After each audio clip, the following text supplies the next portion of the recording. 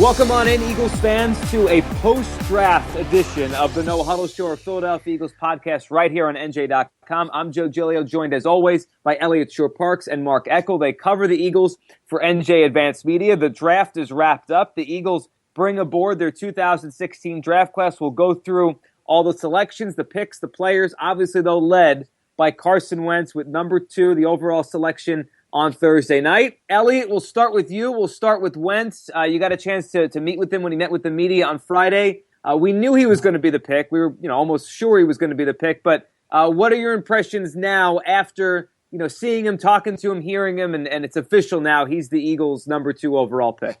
Yeah, we've talked at length on this podcast about Wentz as a player and, what we all like and dislike about him. But off the field, there's obviously been a ton of question marks with him just because of the fact he's coming from a small program like North Dakota, grew up in North Dakota, and now he's coming to Philadelphia, one of the largest media markets in the world, to play for one of the most talked about teams in the NFL. So I've had the, rare chance to I've met Wentz at the Senior Bowl, the Combine, and then again when he spoke on Friday. On Friday at the press conference. And I got to say, I came away very impressed. I thought he looked the part of a franchise quarterback. He did a really good job addressing the questions, which weren't easy. He was asked when he was going to play. He didn't create any headlines with that. He was asked, a few times about Sam Bradford. He didn't really rock the boat with that at all. And, kind of thrown into a tough situation. I thought he handled that well. Obviously, his press conferences are not going to be the deciding factor in how he does as a quarterback. But part of being a franchise quarterback is handling that type of stuff, is representing your team in a good way. And I think any Eagle fan that saw that press conference on Friday should have came away, feeling a little bit better about that trade. Mark, how about you? First impressions of Wentz, other than what we knew about him, as a kid coming out of North Dakota. First impressions of Wentz, now part of the Eagles. I'm not quite as enthusiastic as Elliot, but yeah, he seems like a nice kid. Handled everything pretty well, but up until his recent meltdown, Sam Bradford was a great interview and handled press conferences tremendously. Donovan McNabb, on the other hand, was never that. If you got him alone, sometimes he was very good, but in press conferences, he was kind of goofy. But I'd rather have Donovan McNabb than Sam Bradford, so I'm not going to base how I think about him as a quarterback on how he answers, questions in a press conference or how he, comes across. I don't think that's very important. Right. I think that's probably fair. That's just one little part of what he's going to be here in Philadelphia. But that was the first impression. He seems like a real nice kid. I want to see him play football. I'm holding back all my judgments until I see him play football against NFL football players because he's never done that before. But no rookie's ever done that before. If you went to Alabama and you played against Florida and Georgia and Tennessee and those teams, you're playing against future NFL players. He played against a bunch of future high school teachers. So I want to see him. That's all I'm saying. And I think most people are like that, reserving judgment on him until we get to see him. No, they're not. Everybody has him in the Hall of Fame. No, I don't think that's true. I think there are some detractors to the whole process. I'm not a detractor. I think he looks good. He's a nice, like I said, he's a nice kid. He's big. That's all. I just want to see him play football. I'm not saying that his press conference is going to be, the ultimate deciding factor, and it didn't change the way I felt about him. My only point is, for all this, questions surrounding about, that was one of the biggest question marks with Wentz. Is he able to handle the, going from a smaller place to one of the bigger media markets? I don't see how you didn't walk away from Friday at least feeling a little better about the pick. It wasn't really even a press. By handling the Philadelphia market, quote unquote, handling the Philadelphia market, yeah, it was a press conference. After he throws, but what was the toughest question he was asked? How was your flight? Come on, it was an introductory press conference. There was no hard questions. When he throws 3 interceptions and loses a game, then we'll see how he handles a press conference. Yeah, and I don't disagree with that. But for what it was, I'm just saying I thought I came away impressed. Fine. I didn't walk away thinking anything different than I did before. Who's had a bad opening press conference ever? Danny Watkins had a good opening press conference. Oh my God, this guy's a firefighter. Oh, he's a wonderful kid. What the hell? No, that's fair. I'm not saying I think he's going to make the Hall of Fame because of the press conference. I'm just saying I thought he did a good job. Yeah, he did handle it. He handled it fine. That's all I'm saying. It was nice and okay. He was good, but he didn't have to handle anything. Everybody was like this, mean, hey, you're the greatest, Carson. What's up? Hey. Because he is the greatest. No, I'm just kidding. I think the question now as we move forward with this Wentz thing, and I think this is what most fans are wondering is, all right, he's here now. Now what's next in terms of the fallout with the quarterbacks, obviously with Bradford, and we'll see when he shows up, if he shows up. And then how quickly does he get on the field? Now, this is the impression I got this weekend. You know, we knew the Eagles liked this guy. Obviously, they did what they had to do to get him. But I just get the sense from the Eagles, they love Carson Wentz. And we're going to play two clips here. One is of Doug Peterson on the phone with Wentz as they were about to pick him, right before Goodell went to the podium. And Wentz is basically saying, you guys told me you wanted to get me, and you did get me. And then the second clip after that will be Wentz with Frank Reich talking and basically how Wentz sold himself to the Eagles when he came in and visited. And the impression I get from both of these is they love this kid. How's it feel to be an Eagle? Feels terrific. Yeah? You guys told me when I was there. I'm ready to go. I know. We tried to sell it hard. You know, all I was thinking about today was when you were here in the building, and the way we finished our meeting, and we were like, man, we'd love to have you in this room, and you looked at us and said, hey, make it happen. So that's right. They did. Mr. Lurie and Howie, they made it happen, and so excited, can't tell you. Hey, and it's all in on you. It's all in on your toughness and your competitiveness. That's what it's all about. And listen, I mean, you just listen to the way Reich is talking, you listen to the way that Peters is talking, Lurie and Roseman talking on the phone. Elliot, I'm sure you've thought this for a while too. The Eagles really are enamored with Carson Wentz, and the thought I keep having is, how quickly does that manifest itself into him playing? Do you think he's really going to not play the whole 2016 season? I'm starting to think that maybe I think it's going to be a lot quicker true. than people think. I'm with you. I am. Yeah, I think it's going to be a lot sooner than people think. And I think, you talk about everything that happened over this past weekend with Wentz. I mean, if you're Sam Bradford, if you watched any of that, it just nailed the point home that this isn't your team anymore. I mean, this is why Bradford was right to ask for a trade, because it's not a competition. I mean, Doug Peterson, they'll never say this, but I think the proof is in the pudding in a lot of ways. I think Doug Peterson likes Wentz better than Bradford. I think Howie likes Wentz better than Bradford. I don't know as much about Lurie, but I would think Lurie likes Wentz a fair amount. And I mean, I think this is going to be his team, whether it be in week 1, week 7, or the first week of 2017. Bradford's in a no-win situation. And I think it just shows with the video or the sound clip you just played. I mean, they're all in on Carson Wentz, and they're not all in on Sam Bradford.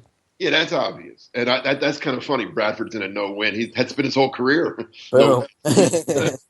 But yeah, I mean, when you make this kind of move, even if they sat at 8, and he fell to them, which probably would not have happened, but just say it did, and they took him there, it would still be, when you take a quarterback that high, yes, it becomes he's the guy.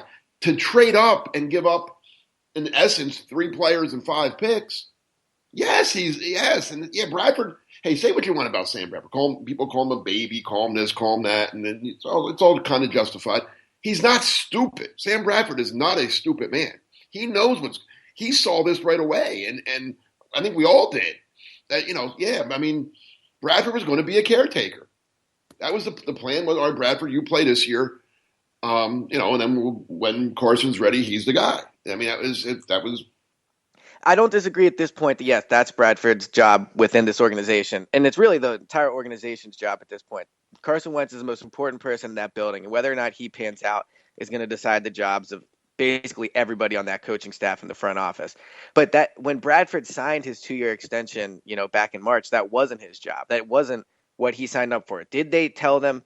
Did they maybe tell him they were going to draft a quarterback? Yes. But I don't think, realistically, when Bradford signed that deal, nobody thought they were going to take a quarterback in the first round. Everyone can say what they want, that Bradford should have seen it coming.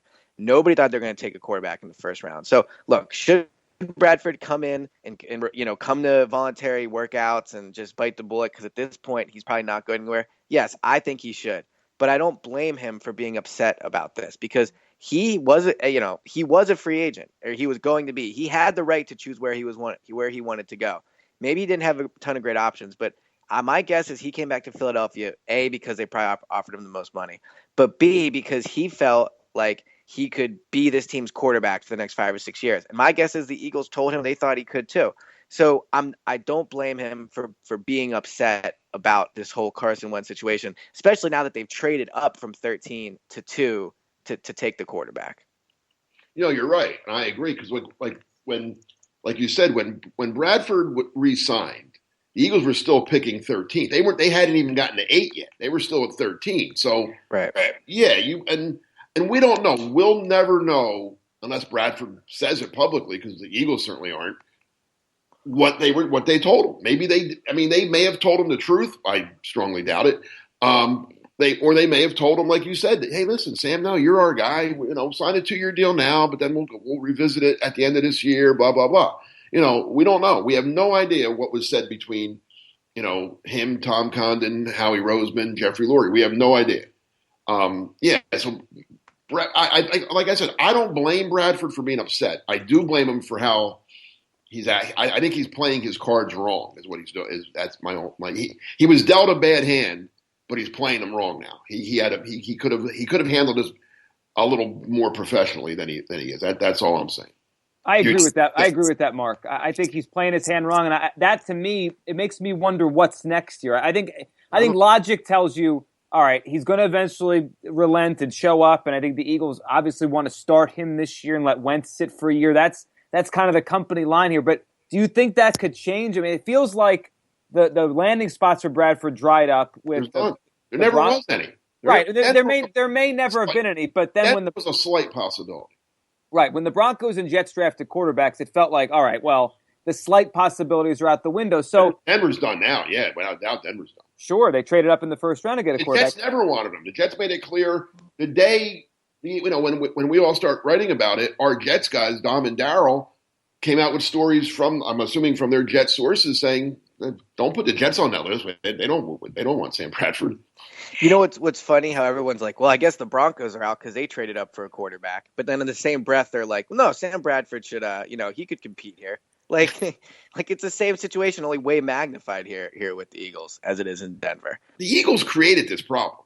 Yeah, I'm going to write that today's Monday. By Tuesday or Wednesday, I'm going to have a story up saying it's easy to blame Bradford. Said, oh, nobody put a gun to his head and made him sign that contract. Well, nobody put a gun to the Eagles' head and made them offer him the contract either. I mean, a smart company, whether it's a football or a business, anything, is based off making good decisions and planning ahead and looking and seeing what's out there. The Eagles had one question to ask themselves prior to free agency beginning. Is Sam Bradford our guy? Can we go to a Super Bowl with Sam Bradford? If they answered that yes, then you re-sign him to what a starting quarterback gets, and you say that's our guy, and then you build around him. You draft a running back, you draft offensive lineman, you draft whatever defense. You build around this guy that you think can get you there. If the answer to the question is no, Sam Bradford is not the guy, that we're never going to go anywhere with Sam Bradford, then you let him go. And you save that $11 million that you gave him in a signing bonus, and you save the $22 that you guaranteed him, and you draft Carson Wentz or whoever. If you couldn't move up, you get Paxton Lynch or whomever, and you use that money that you saved on Bradford to spend on defense or a running back or a lineman or whatever else. They tried to do both, and all they did was create a disaster. Well, you can make that case, but now what? I guess is the question, right? That they have these three guys. They're all on the roster. They're all quarterbacks. Ideally, they want to play Bradford for a year and then go from there. Has that changed? And I saw Doug Peterson was asked the other day about Bradford, if he keeps missing voluntary workouts when he's trying to install a new offense, how that could set him back. Like, logic tells you, Elliot, it's going to be Bradford as the starter if he shows up, and then eventually, whenever that day is, Wentz takes over. But do you think that might change if Bradford keeps not showing up? Well, I just wonder, too, like within the locker room, how players are going to feel about the fact that he's just being handed his starting job, like basically without earning it to any degree.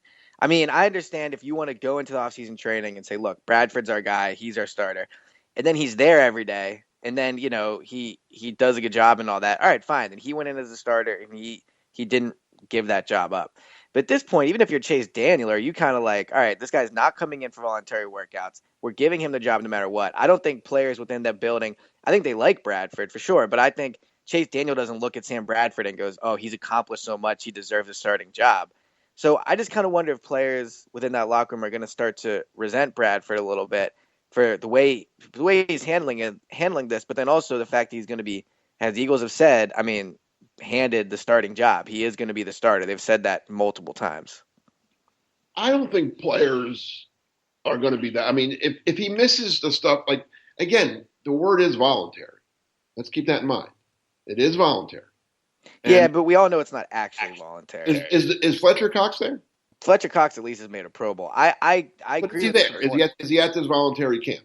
No. Okay. But isn't there a difference, Mark, There's a between a difference. quarterback not coming in, has to learn a new offense? I mean, Fletcher Cox could show up in August, and he's going to play fine this year. Isn't he learning a new defense? Aren't they going to a 4-3 from a 3-4? Again, don't you think he could show up in August and play well inside the 4-3? I don't think a quarterback could just come up off the street without learning the offense. I also think the circumstances around it are different. It's voluntary. That's all I'm saying. I mean, this whole voluntary stuff is new. They didn't even have this years ago. So I mean, if he misses something that counts, then people will. Then players. I think it'll be a lot bigger. That's all I'm saying. They're not doing anything now. As of today, he hasn't missed anything that Carson Wentz has missed. Right? Carson Wentz hasn't been there. Carson Wentz hasn't been allowed to be there, though. Exactly. So as of today, they've done it. Actually, Bradford was there a couple days, so he's that's my point. Is Bradford obviously thought enough of this to show up at the beginning, and now he's not there because of this. So I just think he left when he traded up to number 2. Yeah, that's right. That's what I'm saying. So I mean, we've heard Bradford talk at length about like, oh, I'm finally healthy. Bradford doesn't want to be here. Let's make can we get that out, right? Yeah, no, I 100% agree. So I'm saying if you're a player in the locker room and you're seeing this guy's not showing up and you know why, it's not like they just find out both Fletcher Cox and Bradford aren't here and they have no idea why. Like you know why these guys aren't here. Right. You don't think you feel some type of way about that? I don't think I use the Fletcher Cox example to say like I don't think it's that devastating that he's not there. I really No, don't. it's not devastating at all. I agree. And I think Peterson's reasoning. I'm just saying. And Peterson's going to get in trouble, by the way, for suggesting that missing a quote-unquote voluntary camp can cost you he's going to get in trouble for that. You can't say that kind of stuff. It's violent. The NFLPA is going to step in and say, whoa, we call these things voluntary for a reason. We know you expect your guys to be there, but they are voluntary. It's amazing how we have these back and forths when you're right, Mark. He shouldn't say it and he'll probably get in trouble for it. But at the same time, like, it makes sense what he's saying. If it's valuable time, if you're trying to learn a new offense, if you're not around, like, that's not good. This is the actual quote from Peterson. Anybody that's not in any of the 32 offseason programs is losing valuable time at that club. Anybody that's not in the offseason program, yes, would lose the time. So, I mean, that's what he said, and we'll see how it affects what this whole thing is going forward. I'm saying, but you got to be. There's a lot of things that people say that are right, but you can't say them these days. Right, and that's the NFLPA could have an issue there. So we have Wentz now in the fold. We have Bradford still. The waiting game continues. What do you guys think the percentage is? I'll use one of Elliott's hypotheticals, that Bradford just doesn't come in ever. Oh, I think he'll come in. I mean, he's not going to just give up millions of dollars when this. He's made millions. He's got 78 in the bank already. But what does he have to gain by not coming in? To me, he's got to play well to get out of here. The guy thought about retiring a couple years ago. I mean, I would say that I wouldn't say the chances are absolutely zero, but I would say the percentage he shows up at some point, I would put it like 95%, 96%. Well, how does he show up? I think he'll what come does he to the say first mandatory thing. Does he apologize? Well, that's the issue and we talked about how Bradford handled this. And, once his agent went out on the radio and made it so clear he wanted out, which, yes, that's his agent, not him, but his agent speaks on his behalf. So there's no way his agent did that without Bradford knowing. And keep in mind, his agent isn't some guy that has 3 clients in the league and is brand new. Right. Tom Condon is one of the most well-respected, highly thought of, probably has as many clients as any other agent in the league. So this is a guy that's been around. So at this point, when Bradford talks to the media next, which will presumably be in Philadelphia, and it'll be after one of these practices, he's going to have to admit, yes, I want it out. I mean, there's no going back on this now. He can't say, oh, well, this was blown out of proportion. Like, no, this has not been blown out of proportion at all. So, I mean, I don't know what he's going to say. I guess he's going to say, I was upset, I wanted out, but I'm here now and I'm going to make the best of it and work. And I think that's really all I can say. Or he could just refuse to talk about it. But I'm sorry or some. He has to have some sort of an apology, doesn't he? No, I don't think so. Like what you're saying, to get back on the good graces of his teammates. Yeah, but doing that, he can do that privately. I don't know if he has to do that through the media. Does he have to apologize to the fans? I don't think so, no. Okay. I mean, he didn't do anything wrong to the fans. Eagle fans seem to be hurt by him. No, that's fair. I mean, maybe he should, yeah. but I don't know if he has to. I guess that makes sense. Like, I don't think he owes him an apology, but in the way that I think it would help him, it wouldn't be the worst idea in the world. I think he has there's two routes for him. If he does come back and he's going to, suck it up and just be the caretaker, he's got to come in and say stuff like, I overreacted. My emotions got the best of me. I was really upset because I think this is my team, and for them to trade up and do this, I was hurt. I was, think how you would feel if this happened at your job, blah, blah, blah. And then say, but you know what? I'm here now, and I'm going to make it real hard on them to take me out of line. I'm going to go out there and play the best I've ever played. And listen, I wish Carson the best, but he's going to have to come in. He's going to have to play really well to take this job away from me. And see, that's exactly why they got to get rid of him. I mean, seriously, I agree. That's the best he could probably handle that, right? Right. Best he could probably say. Right. But you can't have that dynamic going on in a quarterback room. I mean, I understand every spot's competition and blah, blah, blah, blah, blah. I get all that. But Carson Wentz is the future of this team. You can't have – I don't think it's good for Carson Wentz to step into a situation like that. Maybe I agree. But maybe you can make the argument it'll make him stronger, blah, blah, dealing with adversity. I'm just looking at it from Bradford. I'm just trying to play Bradford for a minute here. Yeah. Bradford can't come in and say, I give up. Well, go ahead, Carson. It's your job. Right? Right. Maybe he's better off just going, off going somewhere else, but nobody else wants. So they got to get somebody hurt. Somebody's got to get hurt in camp, and they got to trade him to that team. You never want to see. No one ever wants to say they hope someone gets hurt, but that has to be in a weird way the hope for the Eagles, right? Yeah. Like they have to have someone need a quarterback suddenly. Otherwise, I just think this is going to be so awkward all summer long, and then. And like I was saying, a few minutes ago to start this whole conversation, I just have gotten the sense this whole weekend this kid's going to play quicker than they may have are saying right now. So, I just don't know how this whole thing's going to work all year long. It seems like the Eagles want to just fast forward to 2017, but 2016 has to happen first. I also think it's funny we're all like, yeah, we need a team to the Eagles need a team that wants a quarterback. Well, what situation can you envision where a team that's ready to win now goes, okay, Bradford's our guy now. You know what I mean? Even if a guy gets hurt, I mean, Bradford is what he is. He's a below average quarterback that the Eagles overpaid. So the team doesn't have to overpay him. True. That's a good point. The new team only has to pay him I say only, but $7 million, which is a bargain for a starting quarterback. I'm trying to think of examples, just off the top of my head, if Tyrod Taylor goes down in camp and Rex has to win this year. The Bills are the one team I think makes sense. Yeah, Rex has to win this year, and they don't want to play Cardell Jones right away. It's got to be something weird like that. How about Ryan Tannehill? Again, I don't want to. I would feel bad if the guys we mentioned actually get hurt. Like you said, I don't want anybody to get hurt, but Ryan Tannehill gets hurt in Miami. Miami's a team that thinks. I mean, they're kind of trying to win now, aren't they? Well, if you're trying to win 7 games, you don't know what quarterback you got to trade for. Well, I mentioned Tannehill because he's the same guy. I mean, he's done the same thing. Yeah, it's true. I don't know. I mean, Bradford's better. Let me say this: if the Dallas Cowboys had Sam Bradford last year, they would have been a lot better than the junk they put out there. Sure. Right? When Romo got hurt, yeah, they would have been a lot better than Brandon Weeden and whoever else that Dallas was putting out there and losing every week. Right? I mean, so I don't know. I mean, I think teams get desperate when they lose a quarterback. So I think that's the only hope. It's going to be a fascinating summer if that's the only hope as we watch this quarterback. What's going on? I was talking to a couple other guys during the weekend of the draft, other guys that have been around as long as I have. We've seen a lot of crazy things with covered Eagles in 30 years. I mean, Reggie White sued the team one time, and there's been a lot of money, guys holding out over money.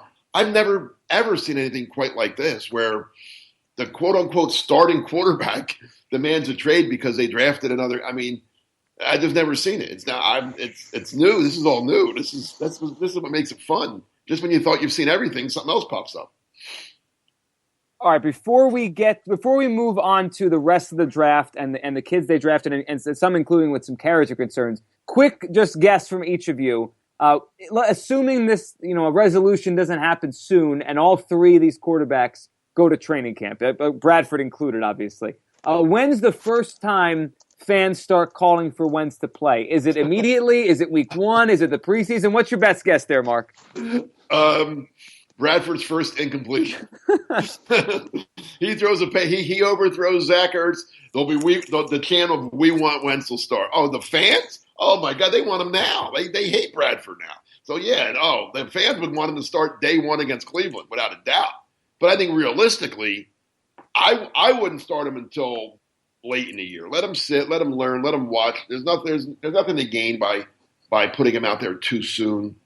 I mean, let him. I think one of the few things I really agreed with Andy Reid did was the way he handled Donovan his rookie year, and Doug saw it firsthand. He was the other guy, so I think they're going to try to do it that way. Even if it's Chase Daniel, let him play and come around week 10, 11, see what the record is, and then you ease him in. Elliot, your best guess? When do the We Want Wentz chance start?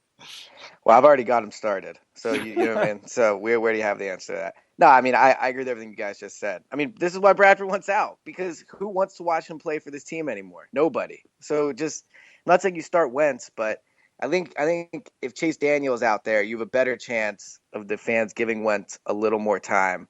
Just I think there'll be a clear plan in place. Whereas with Bradford, and look, here's the other thing actually we should probably consider. Bradford's going to have a good training camp in preseason. I mean, he's going to. That's where Bradford thrives when the game means literally nothing. So, I do think that once, reports come in from training camp that he's playing well and he'll light up the Indianapolis Colts in the preseason like he did the Packers last year, and fans will get behind him a little more. But, yeah, I mean, it's like Joe said, 2016 has to happen. I know we're all talking about 2017, but I just don't see what benefit there's having Bradford on the roster. But we've been over this, but I see zero benefit to it at all. I agree 100%. I don't always agree 100% with you. I agree 100% with you on that. There's no benefit. There's nothing good could come out of this. Well, for now, though, he's there, and we'll watch this thing play out. Well, let me say one thing before we move on, because during the draft, a bunch of the writers were debating this, and one of the common things people said was, well, maybe you can flip Bradford for a second-round pick at the end of the season. So you play Bradford all whatever games he plays. He plays, well enough. You win 7 games, 8 games, and then you trade him for a second-round pick. That's probably the best-case scenario for this team, right? But I don't think that is a good thing either, because then for 2 reasons. One, then you let's just say whatever reason the Eagles win 8 games this year, which I know, Mark, you don't think there's any chance it happens. But let's just say they win 8 or 9 games, right? So then when do you bring Bradford back? Even if you trade him and Wentz comes in and he doesn't win 8 games, then what? Is that a step back? I mean, you're that's why there's no good of this. Right. That's what I'm saying. Yeah. Good. There's nothing short of Sam Bradford taking them to the Super Bowl and winning it, which I think is, what's the percent of that happening? Give me a number. Yeah, 1%. Okay. Nothing good can happen. It's like you said. It's just setting things. No, nothing. They got to do something. I don't know what they could do. I don't know what Bradford can do, but it's just to me, it's almost like there's value in terms of just football value, and then there's real life value. Obviously, if he plays pretty well and they can get a second round pick from him, that's a good scenario, football value trade wise. But then, like Elliot, I think you're getting at, then it just opens up a new can of worms for the next season and Wentz and all that. So it could be considered a no-win situation. We'll see how it plays out, but I think it's going to be fascinating. What if he plays even worse than he has in the past? Well, that's the worst. Well, then that's awful because you get nothing for him then, and then he has to sit on the bench while Wentz plays. It's just a joke. Oh, that's what I'm saying. And I can't. Again, crazy things have happened. I just can't see anything good coming from having those three, having Wentz, Bradford, poor Daniel. He's like Malcolm in the middle here. He's just like, well, I don't know. But Yeah, he's just cashing those checks, though. I mean, I shouldn't call him poor Daniel, right? Yeah. Just maybe confused Chase Daniel saying, what did I walk into? But yeah, besides a ton of cash. All right, guys, let's talk about the rest of the draft. So the Eagles made 7 other picks other than Carson Wentz, obviously at number 2. None of them between 2 and 78. 79 was their first pick after Wentz because of the trade they made. Instead of going over each individual name, kind of give me an overview of what you thought of their draft and maybe your favorite or most intriguing player of the mix. Elliot, we'll start with you, then we'll go to Mark. So if you just completely take Wentz out of the equation, because I think we all agree that however Wentz turns out will be the deciding factor. All right. Well, I'm just saying. All right. So if you just look at their other 7 picks, I didn't come away very impressed at all. I mean, I don't like either of the 2 offensive linemen they took, just off of what I've read. Obviously, I'm not going to pretend that I watched these guys play yet, but just off what you've read, I didn't come away impressed with either of the first 2 offensive linemen they took. The running back only has 12 touchdowns in 3 years, which isn't very impressive to me. And for what it's worth, off the field doesn't seem like the best addition to the locker room. I mean, Jalen Mills in the last round, yeah, you can make the argument he was a 2nd or 3rd round talent, but obviously not because he fell to the 7th round. And then he also has the issue off the field with, the domestic violence. So, I mean, I just, maybe Chris McAllister out of Florida seems like a really good athlete and off the field issues. Yeah, again, off the field issues. So I don't really think there's any player they took that I came away other than Jalen Mills. Other than Jalen Mills, I don't think there's any player they took where I'm like, I think this player has a chance to actually make an impact on the roster next year. Mark, your thoughts? I know you talked to a lot of scouts around the league. What's the overwhelming feeling about this Eagles draft outside of Wentz? It was a draft, and you could include Wentz in this. This draft was definitely not a draft for 2016. It's like you said earlier, Joe. The Eagles think they can just get by this season somehow because I don't know how to. Again, it's crazy to judge a draft a couple of days after. You really want to wait a couple of years down the road. This may turn into a decent draft. Well, if Wentz is good, it'll be a great draft. But they didn't get. I don't think they got any immediate help from this draft. I don't. Maybe the 3rd round pick, the guard center from Oregon State. Maybe they said he'll challenge for a spot, but the scouts that I talked to, some like him, some don't, and those who like him as a center. They think he's a center, not a guard. So maybe they did get Jason Kelsey's eventual replacement, which wouldn't be a bad thing. The tackle is a project. I actually liked Blake Countess a little bit. Yeah. He's a little undersized. He's only 5'9", but he's pretty tough. He played at Michigan. He's very smart. He played 3 years at Michigan. Then he was a graduate transfer at Auburn. So he's played in 2 good Big Ten and SEC. So he has some good pedigree there. He runs well. Kind of reminds me of Brandon Boykin type maybe because he was undersized as well, but a little stronger I think than Brandon Boykin. So I think this guy will compete. Could be your nickel or dime in the right situations if things go well. Should help on special teams. So I think of all the guys in this class, I think he could help in the most. Well, and the running back, who Elliot touched on, I think he'll play. I think he'll play, right? I mean, he'll be in the mix at running back, I would think. You hope, right? I mean, yeah. I don't think he's going to start. But I think they might all make the roster. I just don't know. Yeah. I mean, they make the roster because they don't want to cut their own draft picks. But, I mean, playing, in terms of being on the field, getting quality snaps, I think Countess and Smallwood, the running back, I think they'll play the most. I don't think the lineman, unless the guard's better than I think, and he can win a starting guard job, I mean, he'll be a backup. The tackle probably won't even dress for games, I don't think. Might even be on the practice squad for that matter, depending. They have a ton of offensive linemen now. McAllister, I don't know. I have no idea about him. Mills will probably make the team again. Probably maybe play a little special teams. But yeah, this wasn't a impactful draft. This wasn't a. I'll say this: it wouldn't, outside of Carson Wentz, maybe seeing the field, it wouldn't surprise me if they didn't get one start or one impact play from the rest of their draft picks this season. Like if you told me at the end of this upcoming season, name a big play one of the rookies made, it wouldn't surprise me if I couldn't think of one. No, that's very possible. That's very, very, very possible. So Unless like maybe Countess forces a block punt or something on special teams, or right. recovers a kickoff fumble or something. I mean, something like that could happen.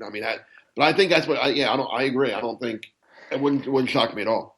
Before we wrap this one up, guys, and kind of put a bow on this episode and the Wentz talk for this week and this draft class, you guys mentioned the kind of the characteristics or the red flags. 3 players had them, and I'm sure the Eagles vetted this. I'm sure they decided all 3 individually in a vacuum were fine, but I think it stands out to some people that were 3 different players. So Smallwood, the running back kid from Delaware, had the tweet that people dug up, and also had a legal issue while he was in school. Jalen Mills, Elliot, you tweeted out on Sunday night kind of a screenshot of an article, I think, from NJ.com on the issue that Jalen Mills had when he was accused of punching a woman. And then Alex McAllister, defensive end from Florida, I don't know exactly what happened with him, but he was dismissed from the Florida team. So 3 different players in this class, 3 different kind of character or red flags. What do you think of the fact they drafted 3 of these guys? I mean, do we make anything out of it, or is it just maybe all 3 individually they were okay with, and it just happened to work out that way? Elliot, what'd you think of that? I mean, obviously the main reason this is kind of being talked about is because of the whole Chip thing, where Right. for his 3 years, I mean, it was all about culture, and culture beats talent and all that. And I don't think Howie specifically went about doing that just to prove a point to Chip, but I do think it does speak to a new, obviously a change, that the Eagles are okay now taking chances on these guys. And to me, the interesting thing is everybody, I'm not here to compare seriousness of domestic violence or anything like that. But when Greg Hardy, when those pictures came out of what, of the incident he was involved in, a lot of Eagles fans were like, oh, this is so Cowboys. And, how could a team ever support somebody like that? Mm-hmm. Well, I'd be interested to know if the picture of Jalen Mills' girlfriend laying on the ground, knocked unconscious, came out, how that would Eagles fans would make them feel. Because, and we should preface it all by saying this, that he was never charged with anything, Jalen Mills, and there's been some speculation that maybe it was actually his girlfriend that hit the woman. But he did end up serving a year of community service, and he was involved in the incident somehow. But I just think it's interesting how, like now the Eagles, these are the type of guys the Eagles are going to draft now. So, everyone made fun of the culture thing, but I don't know. Just I think it's interesting to see how Eagles fans will handle, Jalen Mills and that type of thing. Mark, what are your thoughts on those 3 and specifically, and kind of the red flags taking on chances with those kids? Yeah, I'm not in favor of it, to be honest. I mean, especially with the rules the NFL has now. I mean, they're going to suspend guys, and they don't even like Greg Hardy, who he's the poster boy now for everything. He was never found guilty of anything by the law, right? Right, by the court system in North Carolina, right. Was not found guilty of doing anything wrong, yet he was still suspended for a lot of games by the NFL. So, it's a different league now. They don't turn the other way anymore. So you got to be careful, not just because you don't want that kind of guy on your team, which I don't, but that's just my opinion. But they're going to get, I mean, if it happens again, they're going to get, I mean, to anyone, they're going to get suspended. They're going to get, it's just not going to happen. I mean, the league doesn't put up with that kind of stuff.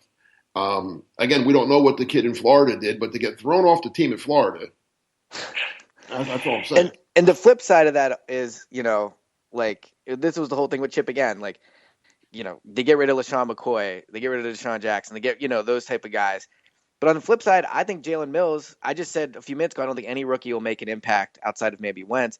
I think Jalen Mills has the best chance of any rookie to make an impact. So, this is what it is. This is why Jalen Mills falls to the 7th, because he has those off-field incidents. So maybe Jalen Mills turns his career around. I mean, it's not his career. Maybe Jalen Mills proves that it was just one incident, and nobody should be completely thrown away because of one mistake they made, not to minimize it. But I'm just saying you never know what's going to happen, but Howie's willing to take a chance on these type of guys. So that's clear from off the draft. I don't know how good Jalen Mills is. I know he wasn't as good as some people thought. Some people had him in the second round. That was ridiculous. He was not a second round pick, but he could have been a 3rd or 4th maybe. But 31 other teams passed on him a lot of times. Yeah. That tells me something. No, it's certainly part of the equation there. And I guess we could just kind of sum up this draft as taking a chance, right? They took a chance on those three kids. They took a chance on Carson Wentz. And sooner than later, we will find out how it all comes together. I call it a future draft because this could, and by 2018, this could be a really good draft. I mean, Wentz could be entrenched as the starting quarterback. The kid from Oregon State could be the starting center. The running back could be pretty good running back. Sam Bradford will be making good backup money somewhere. I hope money's not an issue with Sam Bradford. Yeah, Countess and Mills could be part of the second. I mean, in 2018, this could look really good, but in 2016, as Elliot said, I don't see anybody really helping this team win a game in 2016. So it's a future draft as the Eagles look forward to the future, and we will look forward with them, and obviously the president as well. They have to play that season, Joe, like you said. If they could just fast forward, they'd be good.